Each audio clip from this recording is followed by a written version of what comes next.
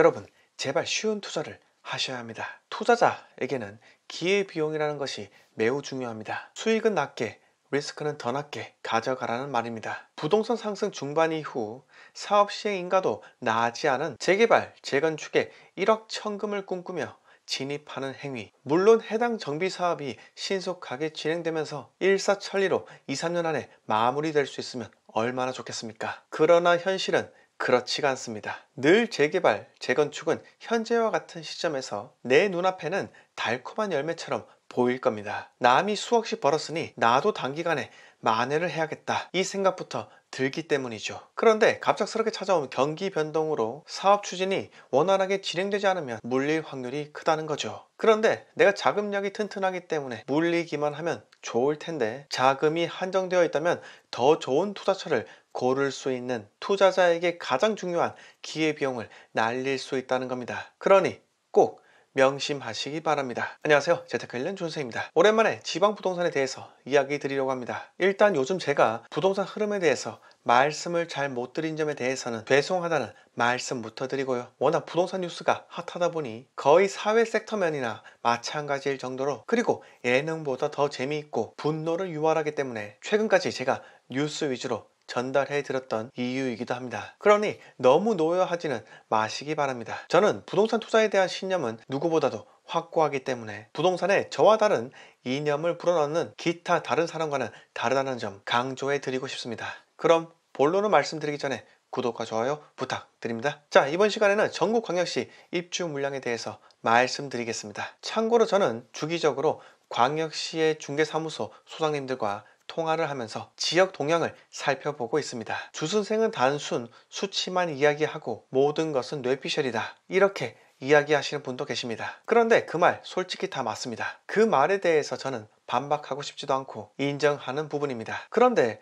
하나 알아두셔야 할 것이, 여러분들이 그렇게나 좋아하는 데이터, 폭락이들이 제시하는 그렇게나 구체적이고 명확한 경기 후퇴 데이터를 보고 집 사지도 않으신 분들, 결국 데이터에 속으신 것 아닌가요? 근데 데이터가 그렇게나 많은 주식 투자에서는 왜 맨날 잃습니까? 주식에서 잃으니 집은 사지도 못하죠. 웃기지도 않습니다. 정말. 데이터는 투자 판단하기 위한 보조 지표일 뿐이라는 점부터 이해하시고요. 데이터가 모든 것을 이야기해 주지는 않습니다. 그러니 정신 좀 차리세요. 객관적인 데이터라면서 온갖 말도 안 되는 지표를 갖다 붙이고 당신을 집을 사지도 못하게 설득하려는 사람은 사기꾼일 가능성이 매우 높습니다. 이야기 계속해서 하겠습니다. 자, 첫 번째 도시 인천입니다. 저는 서울 이남, 경기 남부권 투자는 당분간 금지다, 이 말씀부터 드리고 싶습니다. 아주 단순한 이유입니다. 인천의 막대한 공급량과 최근 발표된 광명 시흥을 포함한 3기 신도시 사전 청약 등, 물론 GTX로 교통이 발달한다고는 하나 교통보다 더 먼저 생각해야 할 부분이 바로 입주 물량입니다. 저는 향후 3년간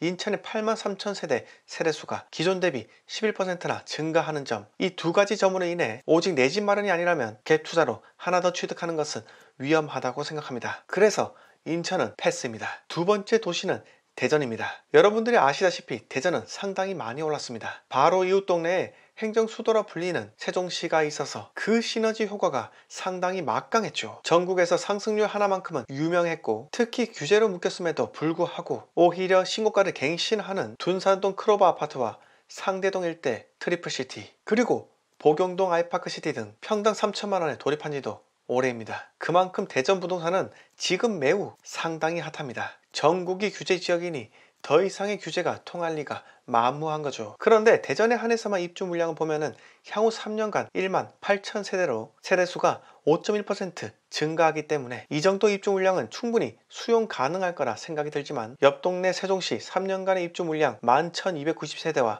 합산한다면 어마어마한 수치인 거죠. 그래서 저는 대전도 패스하겠습니다. 셋째, 광주입니다. 광주는 향후 3년간 입주 물량이 23,000세대입니다. 또한 최근 국토부에서 산정지구 발표를 통해 13,000세대를 추가 공급한다고 했었죠. 그래서 공급이 무시무시하게 보일 수도 있습니다. 그런데 제게는 그 공급량은 전혀 걱정할 필요가 없는 수치라 생각이 듭니다. 왜냐하면 광주는 아직까지도 저평가되어 있는 도시이기 때문입니다. 대전 A급지가 이미 평당 3천만 원인데 광주의 A급지는 아직까지도 평당 2천만 원대입니다. 방금 말씀드린 점 하나로 광주에 대한 제 생각을 대변했다고 봅니다. 광주에 대한 이야기는 여기서 마무리하도록 하고요. 다음은 대구와 부산입니다. 향후 3년간 대구는 6만 7천 세대로 총 세대수 11% 증가, 부산은 6만 3천 세대로 총 세대수 7% 증가입니다. 여기서 부산은 최근에 발표한 강서구 대저지구 18,000세대와 에코 델타시티 등은 포함되지 않았으니 감안하셔야 합니다. 경북에 있는 대구와 경남에 있는 부산은 투자자가 진입하는 시기적 차이가 있었습니다. 과거에 부산에서 번 사람들이 대구로 진입을 했고 대구에서 번 사람들이 다시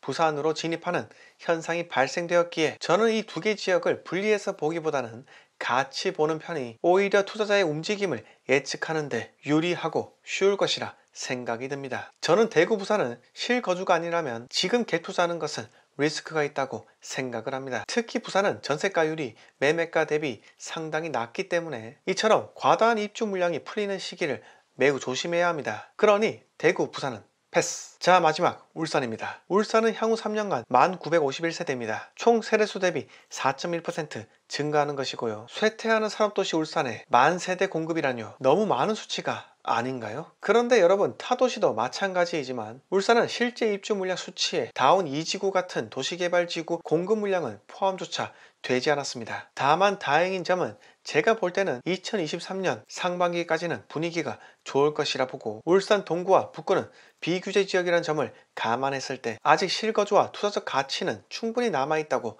생각이 듭니다. 자, 지금까지 제가 생각하는 6대 광역시 투자에 대해서 말씀을 드렸습니다. 저랑 생각이 다른 분도 계시겠지만 저는 리스크는 최대한 줄이고자 하는 보수적 투자자이기 때문에 여러분들보다 어떠한 부분에서는 빠를 수도 있고 어떠한 부분에서는 느릴 수도 있습니다. 그리고 지금 당장 폭락하니 팔아치워야 한다, 이 의미가 아니라 실거주가 아닌 오직 투자라면 접근하지 마시라는 의미였습니다. 그러니 제 영상을 대충 보고 내 적이다 이렇게 생각하셨다가는 곤란하다는 겁니다. 오늘 이야기 여기서 모두 마치겠습니다. 영상 마음에 드셨으면 구독과 좋아요 부탁드립니다.